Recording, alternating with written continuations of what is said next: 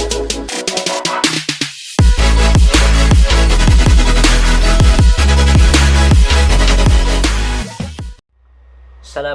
warahmatullahi wabarakatuh. Halo semuanya, kembali lagi di podcast Kaji Kakang Haji.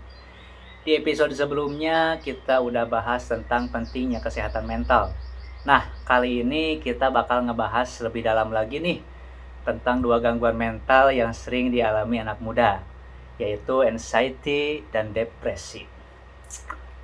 Kenapa sih banyak banget anak muda yang ngalamin ini? Lalu gimana sih caranya kita menghadapinya? Nah, maka dari itu kita bahas bareng-bareng. Pertama-tama kita akan mengenal anxiety terlebih dahulu. Nah, jadi anxiety ini kayak rasa cemas yang berlebihan dan terus-menerus. Biasanya anxiety ini muncul karena kita khawatir tentang hal-hal yang belum terjadi. Misalnya, takut gagal ujian, takut ditolak orang lain, atau takut kehilangan orang yang kita sayang. Nah, gejala anxiety ini juga beragam, bisa berupa fisik maupun psikologis. Secara fisik ini kita bisa merasakan seperti jantung berdebar-debar, sulit tidur, atau bahkan sering merasa lelah. Sedangkan secara psikologis kita bisa merasakan yang namanya gelisah, sulit untuk berkonsentrasi, atau menghindari situasi yang memicu kecemasan. Kemudian ada banyak faktor yang bisa menyebabkan anxiety, mulai dari faktor genetik misalnya, atau faktor lingkungan, hingga peristiwa traumatis seperti tekanan akademik, masalah keluarga, hingga perubahan besar dalam hidup. Nah, kalau kita tadi sudah mengenal tentang apa itu anxiety berserta dengan gejala dan penyebab-penyebabnya, sekarang kita akan mengenal mengenai depresi. Nah, sebelum kita lanjut ke pembahasan mengenai depresi ini, kalian ada yang tahu nggak sih apa itu depresi?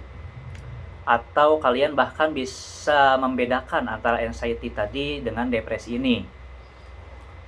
Jadi depresi itu lebih dari sekedar merasa sedih saja.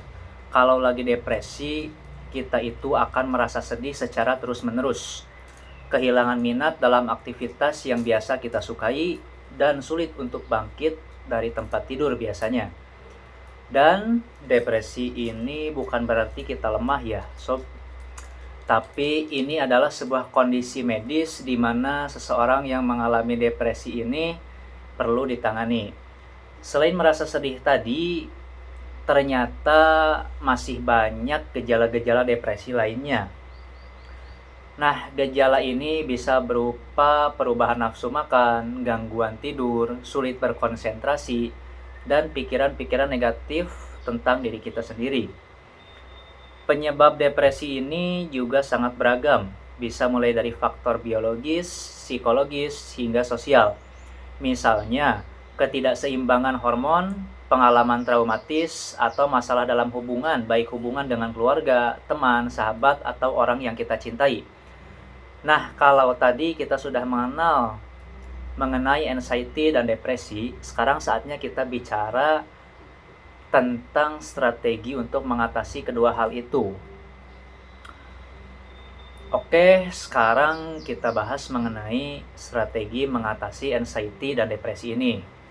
Jadi, kalau kalian merasa anxiety atau depresi yang kalian alami itu sudah mengganggu aktivitas sehari-hari kalian, nah kalian jangan ragu untuk mencari bantuan profesional, psikolog atau psikiater misalnya, yang bisa memberikan diagnosis yang tepat dan terapi yang sesuai. Kemudian ada banyak sekali teknik relaksasi yang bisa kalian coba untuk mengurangi kecemasan dan stres ini, seperti pernafasan dalam, meditasi, dan yoga misalnya. Kemudian kalian bisa melakukan olahraga yang pastinya secara teratur lah ya. Karena olahraga secara teratur itu sangat bagus untuk kesehatan mental. Olahraga juga bisa membantu meningkatkan produksi endorfin, yaitu hormon yang membuat kita merasa senang. Terus, ada juga cara yang bisa kalian lakukan, yaitu gaya hidup sehat. Maksudnya gimana? Maksud dari gaya hidup sehat ini itu dengan cara memperhatikan pola makan, pola tidur juga harus teratur, serta asupan kafein, misalnya dari minum kopi itu juga harus diatur. Lalu kemudian hindari konsumsi zat-zat yang bisa memperburuk kondisi mental kalian, sob. Nah, langkah terakhir yang bisa kita bicarakan untuk mengatasi anxiety ataupun depresi ini adalah membangun dukungan sosial. Maksudnya gimana? Jadi kita itu bisa bercerita kepada orang-orang terdekat tentang apa yang kita rasakan, bisa sangat membantu. Jangan ragu untuk meminta bantuan dan dukungan baik dari keluarga, teman, ataupun sahabat. Karena biarpun mereka tidak bisa menolong kita, tetapi setidaknya kita tidak terlalu memendam rasa itu, sob. Lanjut, kita bicara sedikit dari perspektif Islam. Jadi, dalam Islam itu kita diajarkan untuk selalu bersabar dan bertawakal kepada Allah Subhanahu wa Ta'ala. Ketika kita merasa sedih atau khawatir, kita bisa berdoa dan bermunajat meminta pertolongan kepada Allah Subhanahu wa Ta'ala, karena Allah Subhanahu wa Ta'ala adalah sebaik-baiknya yang memberi pertolongan. Kemudian Islam juga mengajarkan kita untuk mencari solusi atas masalah yang kita hadapi. Jangan menyerah dan terus berusaha untuk menjadi lebih baik lagi, karena Allah berfirman dalam Al-Quran bahwasanya Allah menciptakan kesabaran untuk menguji sejauh mana hambanya bisa bertahan dengan ujian yang telah Allah Subhanahu wa Ta'ala berikan kepada kita. Jadi kesimpulannya adalah mengatasi anxiety dan depresi itu memang tidaklah mudah, tapi bukan berarti tidak mungkin kan? Dengan kita mencari bantuan profesional, menerapkan gaya hidup sehat, dan membangun dukungan sosial, kita bisa mengatasi masalah kesehatan mental ini. Ingat, kita tidak sendirian. Banyak orang yang mengalami hal yang sama dan berhasil melewatinya. So guys, sampai jumpa lagi di episode kaji selanjutnya. Jangan bosan untuk mendengarkan podcast dari Kakang ya. Terima kasih dan selamat kembali beraktivitas. Wassalamualaikum warahmatullahi wabarakatuh.